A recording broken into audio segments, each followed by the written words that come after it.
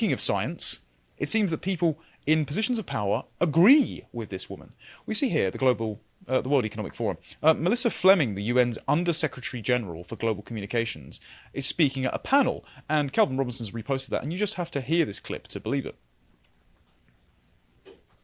You know, we partnered with Google, for example. If you Google climate change, you will, at the top of your search, you will get all kinds of UN resources.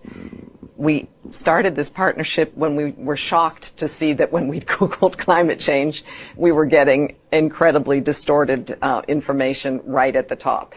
So we're becoming much more proactive. You know, we own the science, and we think that the world, you know, should know it, and the platforms themselves also do. But again, it's a huge challenge that I think all sectors of society need to be very active in. So all sectors of society are being conscripted into their ideological cause. We own the science. Yep. Science can be owned, bought and paid for. By Anthony Fauci. But the frustrating thing here is, and this is why I'm saying it's ideologically symbiotic, it's not just trickle down, is she has the same attitude as the people in the streets. So she is influencing their perception of the climate catastrophe by skewing the results. But she's also bought into the same misanthropic perceptions of people hundreds of years ago, like Thomas Malthus or the hippies of the 60s. The campus revolutionaries have become the people that occupy the positions of power. So they're indistinguishable ideologically from the people sitting in the streets. And so it's just a feedback loop of climate nonsense that we're being subjected to, either because our cars and commutes to work are being blocked by Insulate Britain, or our search results are being skewed by the United Nations and the World Economic Forum. It's the same. It's a perfect infinity loop of nonsense. So what science have the World Economic Forum settled on? We go to this latest article. Carbon, an approach for inclusive and sustainable cities. Oh no, I know where this is going. The inclusivity of citizens is becoming the most important element of success or failure in the journey towards sustainability. Community-led initiatives can make a significant contribution towards sustainability, increased resilience, and social cohesion. So this is the social and emotional learning language that is being pushed through schools, specifically by the WEF as well. There have been numerous examples of personal carbon allowance programs in discussion for the last 2 decades. However, they had limited success due to a lack of social acceptance, political resistance, and a lack of awareness and fair mechanism for tracking, quote, my carbon emissions. So they're saying we need the digital infrastructure, we need you to shut up and take it, and we need to suppress political dissent. Perhaps that's why Biden's passed his recent directive, hunting down political dissidents, is to find the people that will not be conscripted into your carbon social credit score system. So if we go on to exactly how they conceive of this is an article linked in that article, right? This is an article from Nature that the World Economic Forum are drawing on. So we're just reading what they think. It's also worth mentioning that Nature is the main, as in it's the most prestigious academic journal in the sciences. Yeah, so very concerning this has been published here. It says, personal carbon credit allowances revisited. And this is revisited after COVID-19 specifically, right?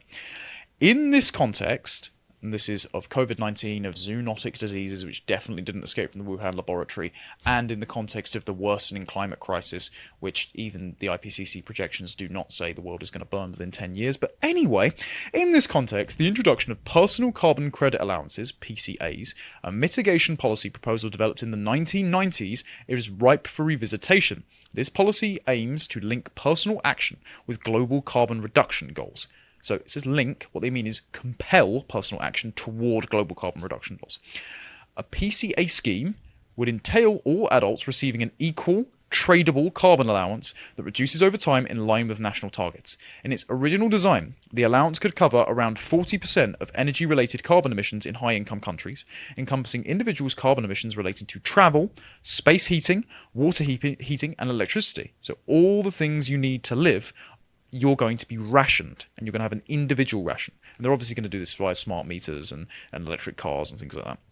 Allowances were envisioned to be deducted from the personal budget with every payment for transport, fuel, home heating fuels, and electricity bills. So every single payment you make. People in shortage would be able to purchase new additional units in the personal carbon market from those with excess to sell.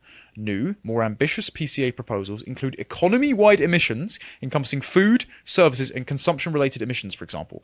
So this means the carbon labelling system that's been proposed by multiple trade bodies, which I do not necessarily oppose, it'd be like having your calorie counter or your nutrition on the packaging. It might even be a more interesting way of finding out where your things are made. If you don't want to buy plastic in your products, for example, because it's now in the placenta of babies, getting more information on what is in your products is always a great idea. When it's linked to compelling you to buying low carbon products and that you have a carbon credit ceiling, that is a pernicious incursion on your ability to live a peaceful and prosperous life. That is hell. It's also worth mentioning as well that arbitrary numerical economic targets were one of the main features of the Soviet Union's economy that led to its collapse.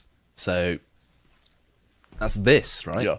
Sure, the nature of the quotas are different, but it's going to have the same effect on the economy. Yep, and they're saying it's tradable, right? This also, they say directly in here that they're going to use the infrastructure of digital IDs from lockdowns and the data on behavioural compliance from the COVID-19 lockdowns as well to introduce this sort of stuff. So people that said COVID is a conspiracy theory were of course wrong.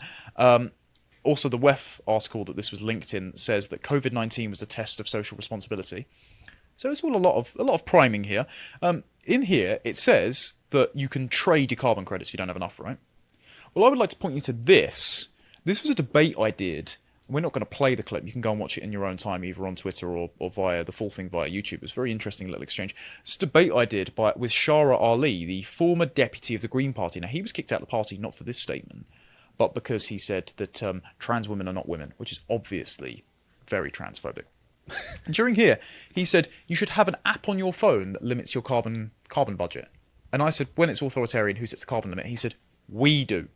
Again, collective responses. It's the exact same words of the left. So the people who support these eco-protests in the street are the exact same people running the governments. And we're being subjected to it. And it's infuriating. And when I said, okay, what if you hit your limit for the month and you need to do something? He goes, well, we shouldn't trade it. And I said, oh, okay, well, should there be punishments for exceeding it? And he went, and he said, well, I'd rather not do that. I'd rather not do that. But maybe we should. So he's endorsing throwing you in prison if you can't pay the fines, which is what I drilled him down on, if you exceed your personal carbon credit budget, because in event of an emergency, you need to take an extra Uber. I mean, these are the people that are influencing. You could be close to the end of your carbon usage, and I don't know, relatives on death's door in a hospital. You want to get there to catch their last moments. Like, no, you're getting a fine for that. Yep. Or Insulate Britain are sitting in the road and blocking the ambulance, which they have done before as well. So, yeah, living in a digitally monitored hellscape. Now, this is all speculative, right? Until you find out the rollout.